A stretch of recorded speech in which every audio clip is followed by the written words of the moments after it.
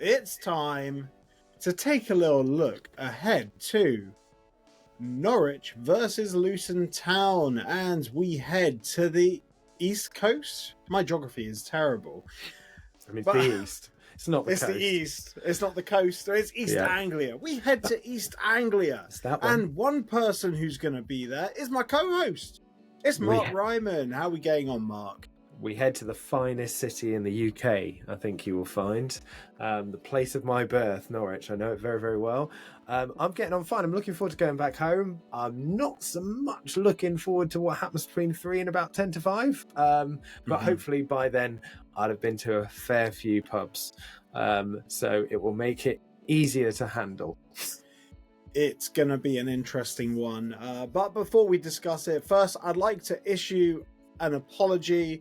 There was a post that was, it went out on our YouTube account and it was shared widely across social media of Rob Edwards.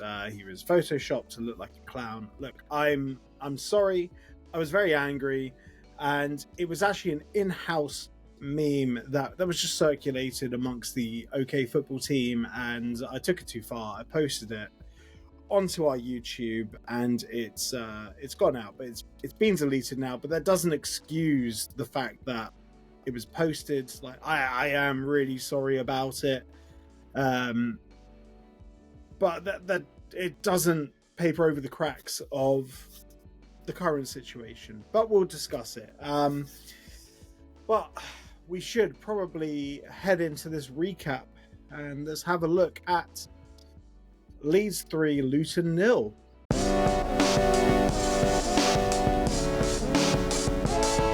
Leeds 3, Luton 0.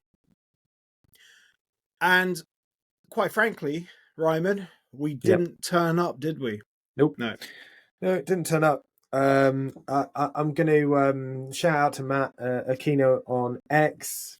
I think nothing says the situation better than his thread. If you haven't seen it, check it out. It's a long one, but it's a good one, worth a read. It certainly puts it more eloquently than me, the situation with Rob at the moment and how we're playing. 3-0 against Leeds away from home. On the face of it, you go, okay, they're the best side in the league. But to be honest, I was saying this to my nephew who was down there at the game, or up there, should I say.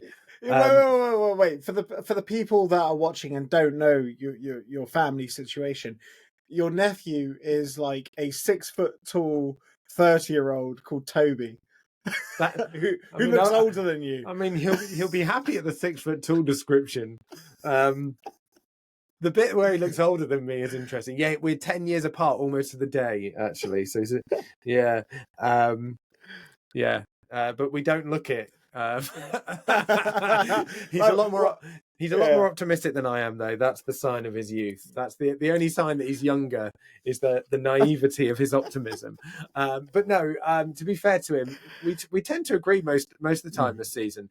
And I think, he looked at it and we both look at it as 3-0 against Leeds, fair enough. But if you actually look at the play, there's a couple of things to point out. I mean, firstly, I looked at the lineup and to be fair, I went, yeah, all right. Miles playing, Krause is playing. We've got a defensive midfield. Maybe we're playing 4-3-3. Maybe we're playing 5-3-2, but with Moses on the right and Bell on the left. All right. It's probably not what I'd go for, but fine. I get it. And then it turns out that we're playing people in the wrong position with Moses on the left to apparently deal with Dan James, who wasn't playing. Oh, I mean, he came on later and scored, of course. And then we've got Solomon up against Reece Burke, who already got done for pace time and time again against Hull. And we haven't learnt our lesson and put him out there. He's our best centre-back, in my opinion, and in most people's opinion. He is wasted as a wing-back. There is no way on earth that Reece Burke is a wing-back. Full-back, maybe at a push, but he is not a wing-back. So playing players out of position doesn't help. We allowed them in after 10 minutes. We allowed a shot that gets blocked to just watch it. Again, a la Sheffield United first goal, when we let it bounce in front of 2 players. It's very similar to that. We just watched it. They go ahead after 10 minutes. It's game over, basically, right? We showed next to no fight. They were in straight from kickoff, mate. Yeah, they were, yeah. And, they're going to have majority of the play. And I'm not delusional to think that the Leeds aren't going to dominate that game. And fair play, by the way, Leeds were excellent. They were head and shoulders above any team I've seen in this league. But, let's be honest, every team in the league has given them more of a game than we have. They can't have had an easier game this season or last season. It was even QPR appalling. were better at Ellen Road. Yeah, it was appalling. And we didn't get near them. We couldn't get near them. It was an atrocious performance. It really was. And Rob said afterwards that they were the better team. Well, yeah, they were the better team, but we didn't even turn up. We didn't get near them. We couldn't string two passes together. Right, that's exactly what I was going to say. That's what frustrated me the most, is that we're not going to have much of the ball, but when we do have the ball, just passing it straight back to them, letting it bounce off us like, their boots are made of trampolines. Every single time. I mean, Clark was probably the best at keeping hold of the ball, and fair play to him. Created when he got the chance for Moses as well. Yeah, absolutely. Created that chance, and you could argue very unlucky not to put that away. But, apart from that, the ball was bouncing off us. We were sloppy with our passing, or we were just hoofing it straight out of play. It was really frustrating. Really frustrating. There was no press, mid, low, high, no press whatsoever, and we didn't ever look like we were going to threaten. I mean, Leeds had the 90% of the pitch to play their football in, and then get down the side still at will. So even though we're defending in our own box, basically, they're still getting down the flanks and beating us for pace. How is that even possible to have those two things combined? It was really disappointing. And if Leeds weren't Leeds about it, it could have been far worse. And by that, that's no disrespect to Leeds. It really isn't. But they don't tend to put teams to the sword like Middlesbrough had done prior to this week. Otherwise, it'd be another 5-6. And it could well be at the weekend as well. But we'll talk about that in a minute. We will. But that's enough of a recap. I don't want to talk about that game anymore. Nah, it's all right. It's all right. Look, it's been a rough 48 hours for everyone. But let's take a look at what team could turn out against Norwich. It's time for team news.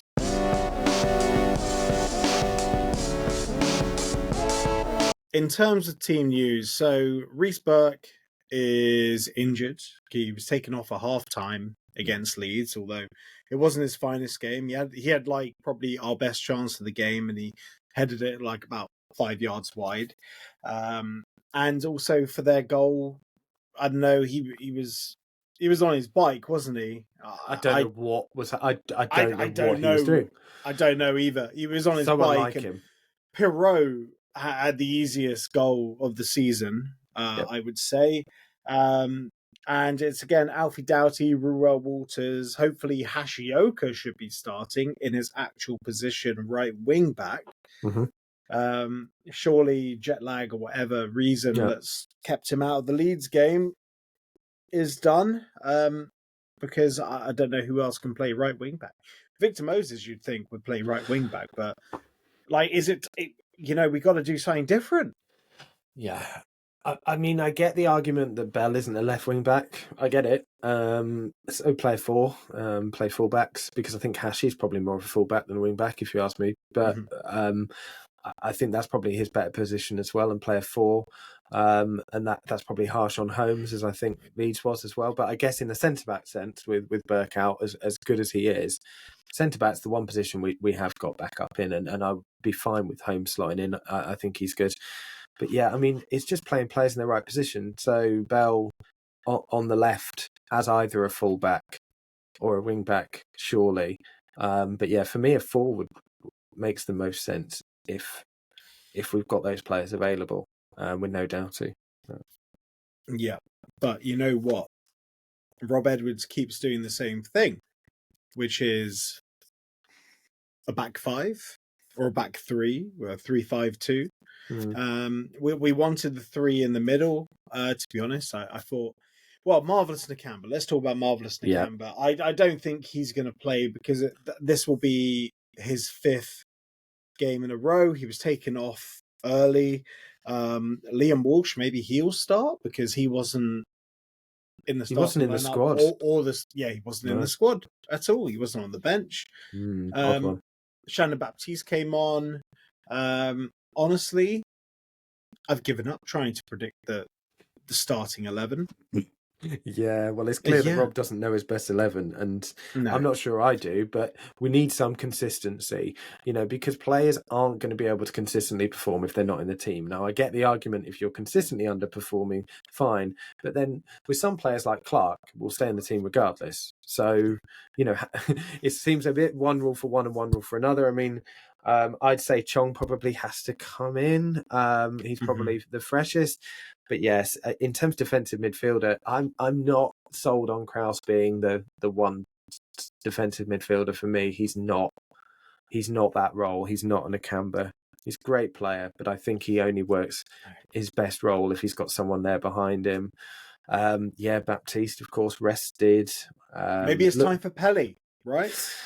Yeah, maybe. It would be good to see at least him get a shout in. I really do, But, well, we've barely seen him, so we can't really assume. Zach Nelson's not really featured recently, so I can't see him looking that way. And then it's, who do you play up front as well? It's going to be a decision. Well, Joe Taylor got 30 minutes. He did. But was that Rob trying to appease the fans? I honestly don't know, but that game was a bit of a pointless one to bring him on because we weren't passing forwards. I'd love to see Joe Taylor start. There might be a bit more. Well, Norwich won't control the ball as much as, say, a Leeds. So potentially, if we are sending balls in the channel, Joe Taylor can then chase them. Pretty sure he's a Norfolk boy as well, Joe Taylor. I might be wrong. I know he's obviously played for Peterborough, which is Cambridgeshire, but I think he's Norfolk boy. But so maybe.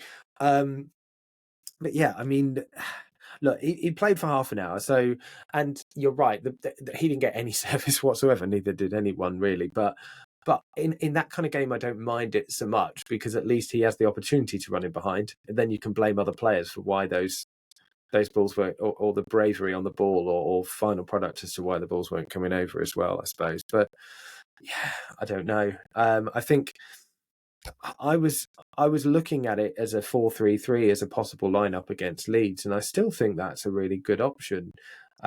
You've got players like Moses on one side. You could use Brown as another winger, as we did in the Premier League, at least in the first half of it. I think that's a good option of either Eli or Morris. It'd probably be Morris. He'd be desperate, won't he, to play against his old team. But I think that gives us some options and some support up there because, even though both of them are now scored, neither of them look themselves at the moment. I mean, Morris, again, he didn't get much of the service, but he didn't look great. Eli had a really good chance with his head that just spooned over the bar. He just looks still bereft of confidence. He still looks like he missed some goals. 15 big chances this season. Yeah. It's pretty alarming. Yeah.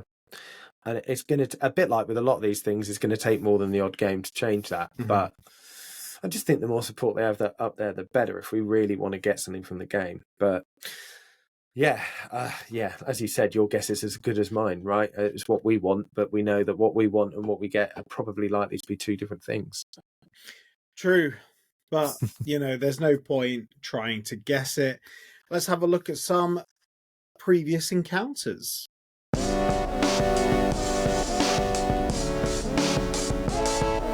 As always, if you want to have a look at every single game that's been played between Luton Town and Norwich, you need to head over to hattersheritage.co.uk. I'm going to put the link in the description of this video, so check it out because it's a tremendous resource, and there's just been an update where you can actually have a look at non-playing staff, so you can have a look at bios for managers, club directors, and we're going to be adding ground staff and other members of staff that weren't playing staff. It's a tremendous heritage site. I recommend you check it out. But I'm stuck here with FOTMob. I'm looking at the last 6 games between Luton and Norwich. It's not exactly going back to 1920, but this one goes back to January 2013. So last 6 games, what do you reckon the spread is? I think we've done pretty well. We've got a good record against Norwich. Not a Carrow Road so much, although we did win there last time. So how many games are we out of, did you say? Okay, last 6? so 6. Out of the last 6, I think we've just edged it. Maybe 1-4, maybe 3. We've won 5. Oh, and okay. Norwich have won 1. Right, okay. Yeah. I No thought draws. we did well. No draws. No. We've done incredibly well. But what game sort of sings to you? Because for me, it's the 1-0 away. Yeah. Non-league, Premier League. Our cup final. the cup game. The cup game, followed up by Millwall, though, wasn't it? Sadly, I know, right? What an anticlimax. No. What a game that was, and Rendell and everything else, and wasn't even on telly. Disgraceful. No. I mean, there's a few that stick out. I thought you might say that one. Unsurprisingly, what a game it was. Season before last, rather, last season in the Championship. I mean, we beat them twice. The Morris goal, was it? Now, that was under Nathan first Jones. That was his first. That was his first. No, Swansea was his first goal. Swansea was his first, but it was quite a similar goal. This was a fantastic goal. Yeah, Alan Campbell laid it on for him, and then he had like 3 men to beat. Yeah. He did a little step over and slotted it in. Curled it straight into the corner. Amazing. Brilliant goal.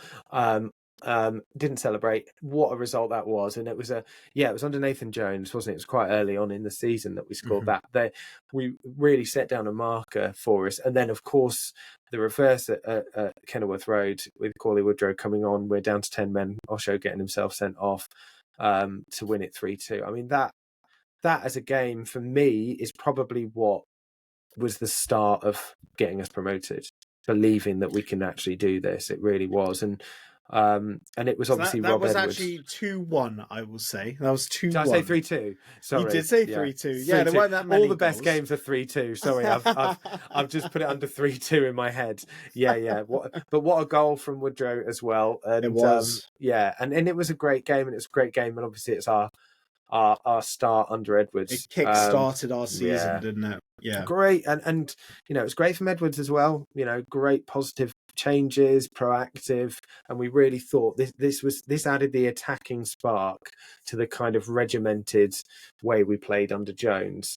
And though the combination is what got us up. And obviously it feels even more so now because we are so desperately missing a lot of that. But yeah, those 2 games, and then Carlos Edwards scoring from close to the halfway line at home when we were in Championship in the 0-0, whatever it was shout. Season. Yes, what that a shout! Yeah, well. Just the way that it went over so slowly. It's beautiful. God, who was the goalkeeper? That wasn't Brian Gunn, was it? No, it wasn't that long ago. Years after.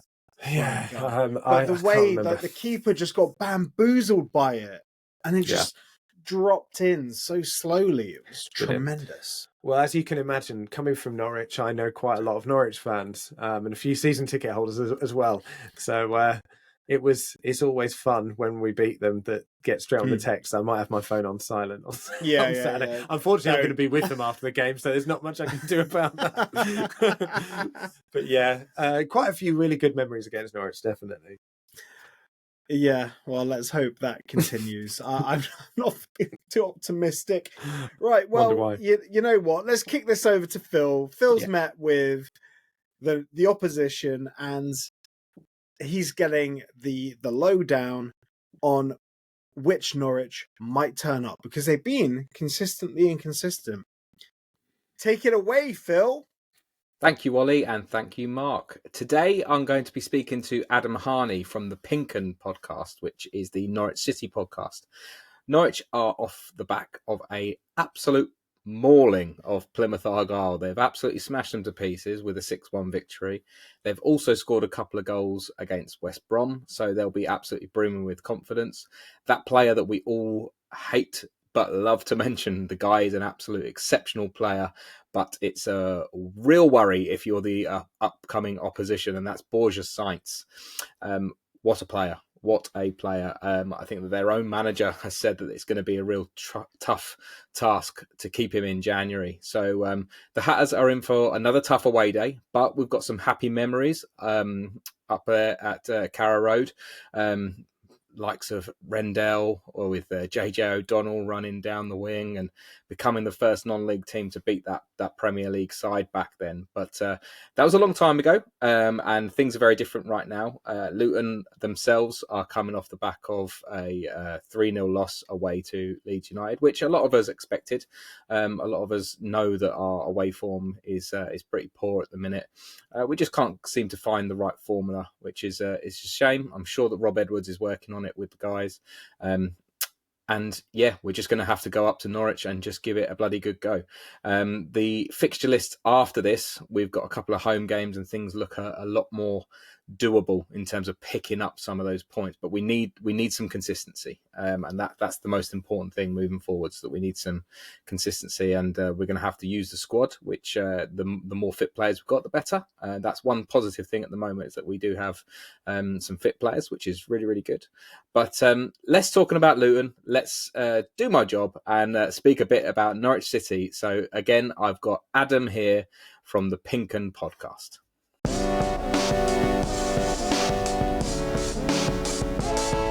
Hello, everyone. So as per my introduction, I've got Adam here from the Pinkun. The first question I'm going to ask you, Adam, if it's okay, just to shed some light, because you've got a really unique name for a show. And I just wonder, where does that come from? Where's the tie-in with Norwich City? Right, yeah. So it's basically the local newspaper here in Norwich, the Eastern Daily Press and the Norwich Evening News. Previously, back in the day, there was sort of a separate segment of that, the newspaper around Norwich, which was, of course, printed on pink paper back in the day. So the football supplement was the Pinkun. So you speak to anyone of sort of that generation, they'll tell you about Saturday night. They used to head down the newsagents and they'd pick up the Pinkun from select place. Thankfully, we've still retained that within the newspaper. So on a Saturday and a Monday, there's a Pinkun pull-out, which is about 8 or 9 pages now, sort of around Norwich City and the games. We still have the sports pages sort of during the week, but that's kind of I suppose the origins of the name. And then we've kind of, I suppose, given that the digital nature now of the world, we've got the Pinkun website with all the Norwich news out, and we sort of have the podcast and the YouTube channel, which is goes by the same name. So Brilliant. Yeah, it's kind of got an interesting backstory, but that's sort of the main part of it. I love that proper heritage. I really, really like that. I've got a lot of time for that. I've been fortunate enough to sit and talk to a lot of fans this year from various different podcasts and stuff, and that's a properly unique name. So I'm glad that I got that out of my system to ask you that, Adam. So thank you. So Adam, you just said about your socials, which is great. So it's a really memorable name to have.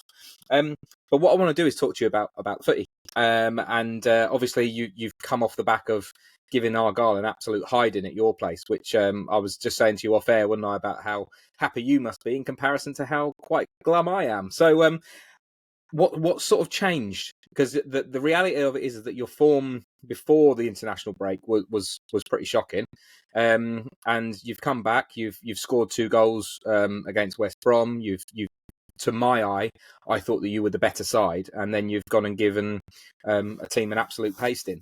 So is there players back? Is it just a change in mentality? What's the scenario, Adam? You speak to me. You're the expert. The simple answer to it, is players returning from injury, suspension. You can kind of, I suppose, correlate it a little bit to maybe what Man City are seeing in the Premier League at the moment. You strip kind of the spine of any team out of it, regardless of your quality, and you're going to struggle a bit. And that's what Norwich, unfortunately, just before the break sort of had. They had a pretty bad injury crisis sort of prior to the game against Cardiff. Lots of key players were missing. So they had Kenny McLean suspended, who's kind of the lionheart almost of the Norwich midfield. Marcelino Nunez, who's had a really positive season, has been out for 6 or 7 games now. Anis Ben Slimani, who we've got on loan from Sheffield United, he's been struggling with injury. Josh Sargent is not going to be back till the new year, who's arguably, in my eyes, probably the best and complete number 9 in the Championship in terms of goal scoring and prowess. So to lose him, then Angus Gunn, our goalkeeper as well, he was out for quite an extended period, and no disrespect to our number 2, but George Long just isn't quite up to even close really to the standards of Angus Gunn. So, you strip that all back, and that's really been where the problems is. Norwich have kind of struggles, particularly in the midfield department, because they've had lots of players in there that maybe haven't really seen much football so far this season, or had longer term injuries themselves, the likes of Jakob Sorensen, who has hardly played much football really for a year, and then suddenly he's having to play 3 games in a week because Norwich have got no other options. So I think having those players gradually coming back, and Marcelino Nunez looks like he's going to be back for Saturday's clash against Luton as well. So great. Norwich again, a little bit, probably it comes at the worst possible time for you guys, but that's really the sort of the simple answer to it, because I actually don't think in terms of the style or the approach anything's changed really. It's just purely those individuals being back. That's interesting. I mean, I was looking at your sort of squad earlier on when I was sort of doing a little bit of research about you guys, and it's impressive, like what players you do have sort of contracted to you guys. But like I say, it's just been a case of getting them on the pitch. I mean, I was looking at the unused player on the bench the other day, and you've got Onel Hernandez on the bench that didn't even get a minute. And I looked at him, and I've got like an exclamation mark and a question mark next to his name, kind of going, what the hell? Because especially at championship level, I mean, the guy is absolutely lethal. There's like when I saw that McLean was back as well. I mean, I was speaking to another podcaster earlier on in the season. He was saying that Kenny McLean just is like the metronome for Norwich, and if he plays, don't expect much of the ball. So I'm not expecting too much different on this Saturday, to be honest with you. I think that it could be a case of him completely dictating the game. Is that what you're expecting as well? Yeah, he's kind of a bit of a Marmite figure, I'd say, amongst Norwich fans. Certainly previously, he was kind of the scapegoat maybe for some of the difficult era that Norwich maybe endured under Dean Smith, sort of that relegation from the Premier League, and then the hangover that maybe Luton are suffering from a little bit at the moment in terms of coming back down to the Championship and just trying to shake that losing mentality back and trying to turn it into a winning one. And because he's kind of that leadership, that captain element almost in this squad, I think he kind of got a lot of that frustration from the fan base, and maybe they didn't quite appreciate what he does because he's not a goal scorer midfielder. He's just a sort of, on paper, you just see Kenny McLean, you think, okay, he's a Scottish international. There's nothing really much about him, but he is literally the glue in that Norwich midfield in terms of everything that's good about them, because he frees up the likes of Marcelino Nunez to go and do his creative. He can sort of find those pockets of space, and he doesn't have to worry because there's that little bit of added protection with Kenny McLean, his communication skills, and just kind of bringing those younger players over the line in difficult moments. You can't sort of almost underestimate how much experience and sort of quality he has as an individual. So I think for the value of money that Norwich paid for him, I think it was around about £200,000 from Aberdeen about 6-7 years ago now. You look at his longevity and everything he's done for the football club. It's one of the bits of business they've ever done. Norwich City's very own Seamus Coleman. Like, looking at that sort of money, that's incredible longevity and service for such a small fee. I'm going to bring it to Luton ever so slightly, Adam, because I'm particularly attached to this particular player. He's an ex-Hatter. Jack Stacey is probably one of my all-time favourite players that played for Luton. I'm obviously of a certain age. I know that I'll get a lot of stick for that, and that people will say about some of the greats, but seeing him bomb up and down the right wing, he had a particular partnership with James Collins, the striker for Derby County now. And it was very much a case of Andrew Shinney would play the ball to Jack Stacey. Jack Stacey would get in behind the defence, play a square ball. James Collins scores. I was gutted he chose to go to you. To be honest with you, I was absolutely gutted. I mean, how is my favourite doing? Is he getting up and down that wing back position now?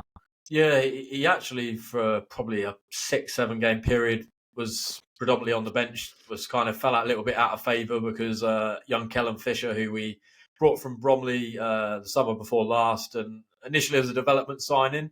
Under David Wagner last year, he kind of was playing second fiddle to Jack Stacey, who on the whole had a pretty positive season. And given that Norwich had sold Max Aarons, who of course has a little bit of a as well for money the summer before to Bournemouth, and they got Jack Stacey for free from Bournemouth. At the time, I think most Norwich fans were going, that's another really astute piece of business in that you've got someone for free and almost not noticed really that the impact that Aarons had, because he was such a good player for Norwich. Over sort of, again, a 3 or 4 year period, even in the Premier League at different stages. So to replace him, I think Stacey had a pretty solid campaign, provided assists, got a goal against Stoke. And I think given where Norwich ended up in the Championship table last year, most fans were happy with him. Came into this season and he sort of started in that right back role. But I kind of felt just kind of the way that Norwich try and play now, it's a little bit different maybe to what they were playing under David Wagner. That was a lot more sort of conservative, pragmatic, pretty defensive football. Now it's a lot more expansive, a lot more open, a bit more possession based, and Torp really likes his fullbacks to be on the attack. And he was speaking a little bit about it today, actually, in the press conference, just about Stacey. Now they've kind of moulded him to be able to come inside a bit more and almost exploit those wider areas as well, because he was struggling a little bit with the system. And he's been back in for the last couple of games due to Fisher having a suspension, and then even the game at West Brom, they shifted Fisher to left back, where they had a bit of an issue with Callum Dawn, maybe basically shifted back into left centre back because Jose Cordova, our centre back, was injured. So he got the opportunity, and I think he's probably been one of Norwich's best performers really in the last couple of games. The assist for Marcondes against West Brom, really good ball across. It feels like maybe he's got that confidence back, so I fully expect him to be potentially probably starting on Saturday, depending on how Torp decides to see it in terms of that right back role with Fisher being back available. It'll be interesting. I really hope that Luton fans. It's been a while, being honest with you. We had him back in the days when we were in League One, so it's been a long sort of time coming for our paths to cross again, and I'm sure that he'll get a good reception. But it's good to. I'm pleased for him on a personal note, because I just think he's a really good guy as well. But it sort of brings me. You touched upon it ever so slightly. And like I say, when doing my sort of research earlier on, a few outlets sort of had that you were playing a 4-3-3 type system. Is that what you're expecting to play on Saturday? I mean, the onus is on you as the home team to sort of dictate what happens, really. Is that what you're sort of expecting to go with? Is that pretty set in stone? Yeah, Torp's pretty wedded to the 4-3-3, even when they've had injuries this season. He's kind of been a bit reluctant to kind of revert or make any changes away from that, because I think he feels that Norwich are still in their infancy a little bit with him in terms of the way they're trying to play, and he just wants to almost get this set in stone, and then maybe moving forwards further on to it, into his tenure, where the players are used to the style, they're used to kind of the identity, then he can adapt it a little bit more and throw other things into play, where I think at the moment he doesn't want to almost put too many eggs in the basket. He just wants to maintain this system, and I think that's the way they play, that's the way that they now know how to play. And it's kind of, I think from a Norwich fans perspective, a lot of the fans are buying into what they're seeing on the pitch now, because they can see a Norwich team that has an identity, has a style, it has a formation, it doesn't change. And we had a little bit with that with Daniel Farke. He was a bit more 4-2-3-1, but very possession-based football, a little bit slower in the build-up, but certainly sort of very similar in terms of the way they wanted to play, pure attacking football, and that's exactly what it is under Torp. And when it's good, it's really good, as we've seen in a few of the home games so far this season. And I think, you almost want to probably get in Norwich's faces quite early on, because if you let Norwich almost do what they did against Plymouth early on, where lots of possession, lots of attacking opportunities, when they convert them, they're pretty lethal in front of goal. Yeah, it's going to be interesting from just giving you a bit of insight from our perspective. The last two games, we went to a very, very basic 4-4-2 against Hull. Some Luton fans sort of saw it as slightly different, but the way I saw it from my viewpoint was two very clear banks of four and a two up front. But yesterday we had a few more players back, and we reverted to sort of like the 5-3-2 type system, but we bypassed our midfield a lot.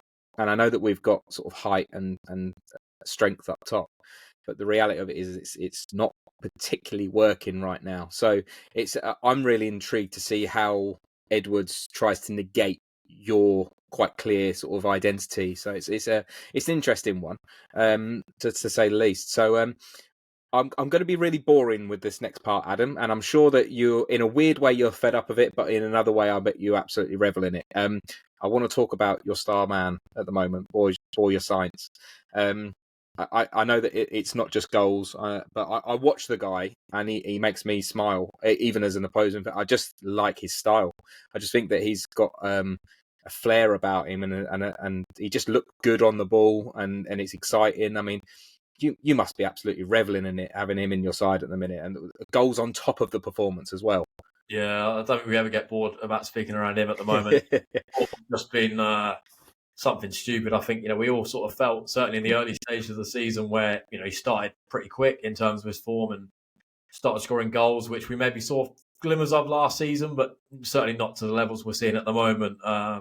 It was just about consistency. Can he continue this over the course of the season? And I mean, we're now getting close to halfway through the campaign, and you look at his numbers, and I mean, he's not going to stop at the moment. That's 2 hat-tricks now so far this season, one away at Derby, which had a little bit of controversy in terms of the goal. I mean, anyone that's maybe seen the clip that the ball went out of play before that he scored the first one, but can't take it away from him. That was a great moment for him personally. And then again, of course, on Tuesday night, again, a completely different hat-trick. What's impressing me is if you look at his sort of goal highlights reel, everyone picks out these absolute screamers, which are no kind of, to me, it's no coincidence now. This is not just like a bit of luck. This is, a guy that's clearly got technical ability where he can score from anywhere. But it's also the fact he's now got a variety of goals starting to come into the game. If you watch him, there's goals within the box, there's goals from outside the box. There's sort of a multitude of different types of goals. And for me, that's the route to consistency with a player because, when they're starting to add different types of goals to their game, that they're a good player. And at the moment, his explosive nature, just that sort of inner confidence within him, I don't think anyone's going to get or stop him. You've almost got to get 2 or 3 men around him, which is what Bristol City actually done quite well at our last defeat at Carrow Road. They kind of almost stuck 2 or 3 men on him just to stop him frustrating, because if you can get under his skin, which we've seen a little bit, he kind of reminds me a bit of when we had Emi Buendia, where you get underneath his skin, he's susceptible a little bit to a red card because that kind of frustration within his game, that Spanish nature, that Spanish flair about him, quite fiery. So, that's probably the way to stop him. But unfortunately, when you've got a player that good, probably playing in a league he shouldn't be in, that's what to do. It's going to be, and it's a testament to how good he's been, because you mentioned it earlier on about Josh Sargent, and we've mentioned on our championship show before about just how lethal Josh Sargent can be, and the reality of it is no one's talking about him being out. Perhaps within the Norwich fan base, I'm doing that mischief. But the reality of it is that people think of Norwich at the minute and they think, boy, science, guys on fire. So what a player. But Adam, I'm just going to finish up with you've already given me your score predictions for our predictor league, the Sluga 6. And the last one that I asked you to withhold from me was what you think the score is going to be for Norwich versus Luton. So be kind to us, but be honest. And how do you see it going on Saturday? Yes, it's an intriguing one to call. I mean, you kind of look historically more recently in terms of Norwich and Luton. Luton have had the upper hand. I think it's 5 wins from the last 6 games between the two sides. And, then you kind of got the statistics around Norwich's home form, just 1 defeat in the last calendar year. That was against Bristol City, prior to the win against Plymouth the other night. And the mitigation I kind of mentioned at the start, around kind of injuries kind of bled into that performance in that game. So I kind of take that one a little bit out of the equation. So you kind of stretch it out and it's almost a year unbeaten, and Norwich have been so good at home that the kind of crowd are fully on board with everything now. And it's a really tough place to play, particularly if you let Norwich grab an early goal, because you're going to be fighting an uphill battle because they've got players on the counter that are just so confident at the moment. So sort of when they kind of hit the straps, they're really hard to stop. So I think with all that and maybe Luton's struggles at the moment in terms of trying to find form, it probably on paper all lends itself to a Norwich win. But we know the Championship, as anybody knows, it can throw up kind of funny results and funny scorelines all over the shop. So it's not one that I'm kind of fully, like with Plymouth, I kind of felt Norwich would do the job. I'm not quite so confident on Saturday, but I just think it's one of those Norwich at home, chance to make another 3 points closer towards this playoff push, which I think they're going to try and reignite off the back of having a few players back. I just think Norwich might have enough to get the result on Saturday. So I'm going to go for a 3-1 Norwich win. That would be pretty good, I think, from our end. You've given yourself an extra goal on top of what I gave you.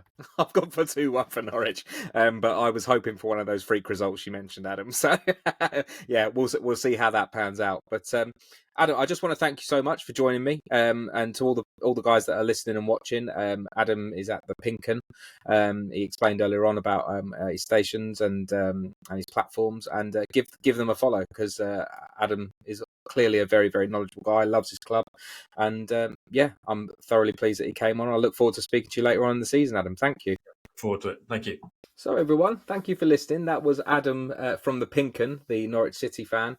He's predicting a 3-1 win for Norwich, which, given their home form and given our away form, I think is probably a fair prediction.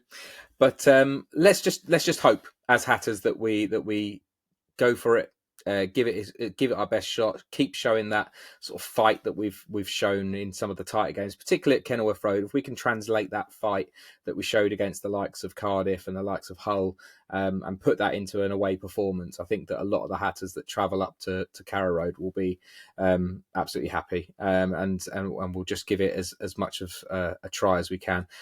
I can hear myself feeling very downtrodden, and it is difficult. I'm recording this only one night after watching that display against Leeds. But the reality of it is that I love this club. We all love this club, and let's get behind them and back Rob Edwards and back the boys. So come on, you Hatters, give it all you got, and then we'll see you at Kenilworth Road next week. Take care, guys. Back to Ollie and back to Mark. Thank you very much, Phil. Really appreciate it, mate. Good job. Right, so briefly, let's have a look. Danger Man. I think we both know who the Danger Man is for Norwich, right? Yeah, maybe. Yeah. He scored a hat-trick in his last game. He scores from literally anywhere. Yeah, him. Borja Signs. Yeah. Borja Signs. Yeah. Well, what a player, goatee. 14 goals this season, 2 assists, 17 matches played. He's top scorer in the division. Yeah. He's not an out-and-out striker as well. He's a cheat code for the championship. It's ridiculous. I just referred him niche Luton fans, but there's a bit of the Jean-Louis Valois about him, right? Which, any Luton fan thinks of that and thinks, oh God, we can't be dealing with that. But yeah, he's incredible. Ridiculous player. He's not the only one. I mean, we've got an ex-Hatter to worry about, haven't we? And I think he got 2 assists as well in Jack Stacey on during the week. So yeah, that'll be fun to see who he comes up against. We know how good he is.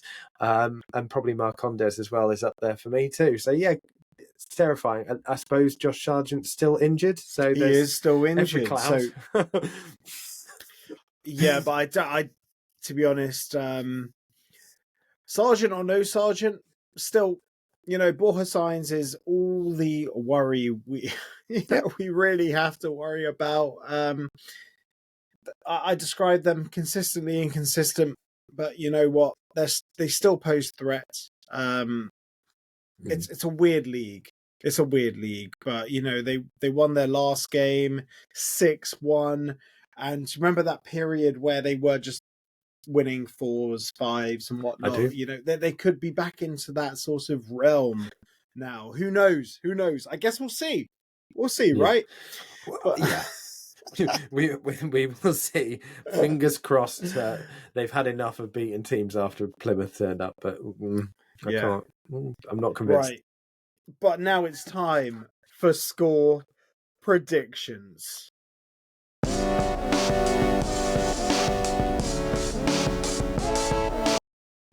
I will kick this off. Yep. I said 4-1 in my score prediction. That's to Norwich. Yeah, I got that. You said 4-1 to Luton, I think. Yeah. The one is being generous, mate. I don't see where a goal could even come from. They're not as good defensively as Leeds. Well, there you go. There you go. We need to actually get out of our own half in order to make that a thing. We'll have more of the ball. I can see that happening. Well, that's not. Yeah, I mean that's the performance can't be as bad as it was against Leeds. It really can't. But the 4 goals, because I know like Borja Signs will literally score from anywhere. Marcondes is a hell of a player as well. So that's where the 4-1s come from. I mean, 2 assists for him as well. Yeah, I think that they're incredibly attacking. They, at home, as you've mentioned before, are pretty unbeatable. Bristol City, the only team to have come there and won. But that was, I'm pretty sure Norwich were down 10 men in that game as well. So yeah, it's I've gone 3-1. So I went 4-1 as well, and I decided I'll go 3-1. Just because I did 3-1 against Leeds, I can imagine it being quite a similar game. I hope I'm wrong, I really do. But as we've said already here, there's been no evidence away from home since Plymouth of us getting anything out of games whatsoever. So it's difficult to hang your hope on anything there, and we're playing a very good team at home. Yeah, 3-1 for me, which is going to make the next game very, very, very important for Rob Edwards. but we got to talk about Rob Edwards because, Yeah. like, regardless of what I said before, with my apology, posting the picture of him as a clown was a mistake, and I've apologized for that. However, where do we go from here? Because the players look disinterested right now. And to summarize that Mataquino post that you mentioned, he surmised at the end, it's time for the players to hear another voice in their heads. And I agree. Look, John Still went after 21 games. McArthur got 11 games. The only difference I see here, and the performance is objectively much worse than McArthur, who had only lost 2 or 3 games in the conference, and we were grinding out results. John Still, where we lost 7 games on the spin, but we've lost 5 away games on the spin and looked objectively so poor. Where do we go from here? The only thing I can see is the fact that the payoff is objectively much larger. And that is it. Like, I love Rob as a person. He's a wonderful man. He gave me the best day in my life. And speaking as a man who's married with 2 kids, promotion to the Premier League dwarfs that of getting married or holding either of my 2 kids. And I will say that because my wife doesn't watch this. But he's got to go. He has to go. Yeah. I mean, you're comparing him to 2 phenomenal managers, and he did a lot of good. As I say the same thing all the time, I attribute our promotion to Rob. I don't buy it was Nathan Jones. I really don't. I do give him that credit, and I think he did a great job in adapting in a very, very difficult league in the Premier League. The problem is after that, we then stood still for the whole of 2024. We haven't changed or adapted, and now we're in a kind of weird state of firefighting in every game, as Matt Aquino says in his tweet, which I completely agree with. Now it feels like there's no plan A or plan B anymore. The players some of the players are. It's not that they're not fighting for him. I think they all like Rob, but I just don't think they know what they're supposed to be doing. And I think that is abundantly clear, even at home. Let's not gloss over the home games either here. Yes, our home form in terms of results has been better, but for me, there's been 2 good home performances all season, and that was against Sunderland and Watford, which were back to back. After that, and before that, Sheffield Wednesday, I've never seen us snatch a win from the jaws of defeat as much as we did in that game. Arguably a better team than Hull beats us 3-1. We cannot just keep saying, well, the home form's okay and we can build on it. The home form is not okay. The home results are okay. And there's some things we're doing slightly better, but we're not. We are nowhere near. We're a shadow of the team that we were in the Championship the last time round. I haven't looked at the record, but I imagine that Graham Jones has done better than Rob at this point. Or you mean close. In terms of overall win percentage? Yeah, well, in his first whatever games in the Championship, I don't imagine it's much different. We did better under Graham Jones at this point in his first Championship season. Yeah. With the squad that we had then, and if you look at the squad we had then compared to now, that is ridiculous. I'm sorry, it's utterly ridiculous. You've got Jacob We are Butterfield. massively underperforming. I like Jacob Butterfield. Yeah, I modelled my entire appearance on him. But you've got Jacob. We've got Victor Moses. We've got Tom Krause. We've got players like Ted Mengi, who was lauded as one of the best up and coming young defenders in the Premier League last England season. under 21 international, and we are massively underperforming. Regardless of what you think about Rob Edwards, the man, the team is massively underperforming, and you cannot if or but that away. Rob is a lovely guy, but unfortunately, I feel the players are taking the piss. You cannot sack the players, so I think they need a new voice in their ear. But sadly, he's too expensive to sack. He's not as expensive as relegation to League One, though. No, of course not. And you know what? I remember Gary Sweet said of part of the reason why Graham Jones had to go because relegation to League One would have been catastrophic, he said. And that was with the lowest wage budget in the league. So who knows what, this will be like catastrophic times 1,000 if we were relegated with the wage budget that we're currently on. It'd be a fire sale. Everyone would take the piss with the signings of our players. We would get a fraction of the cost because it'd literally be a fire sale. It's concerning. It's really, really concerning. And I love Rob as a guy, but I don't know if he's waiting to be sacked, but if his mental state is the way he says it is, surely you walk away. You walk away from the triggers of, things that are triggering your mental health. I don't get it. I honestly don't. Yeah. I mean, I think that, I don't want to suppose about what's the issue with Rob in terms of his private life, and that's down to him. And as I said about the last game or prior to the whole game, I think it was really good that he came out and spoke about it. And I also really enjoyed the reception after the game for him as a person. This is, almost a separate point now. But I think from a management point of view, it's been wrong for a long time. It's not just the Championship, and we can't just keep saying, yeah, but it was the Premier League. Yes, of course, we don't expect to beat some teams, but the issues that were there then are still the issues that are there here now, and they haven't been solved. We haven't learned our lessons. How long are we going to perform in the same way before we realise that we should be looking down rather than up in this league? So that, yeah, I'm in agreement. We need to change, and it needs to happen soon. Everyone keeps saying, the Premier League was a free hit. Yes, I agree. The Premier League was a free hit. But people saying Leeds was a free hit. When do the free hits end? Like, every game is a free hit. Is Norwich a free hit? Is Swansea a free hit? Who knows? Who knows? Anyway, like, that's a debate for the Brickies pods on Sunday. As always, if you're watching this on our YouTube, thank you very much. If you're watching and you're not subscribed, why not subscribe? We have loads of Luton Town content. If you're listening on Apple or Spotify, follow the podcast there.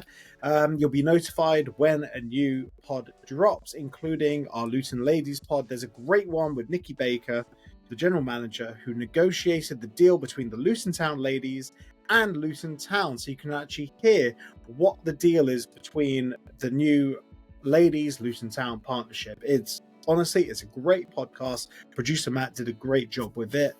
But as always, have a great week, and most importantly, come on, you Hatters.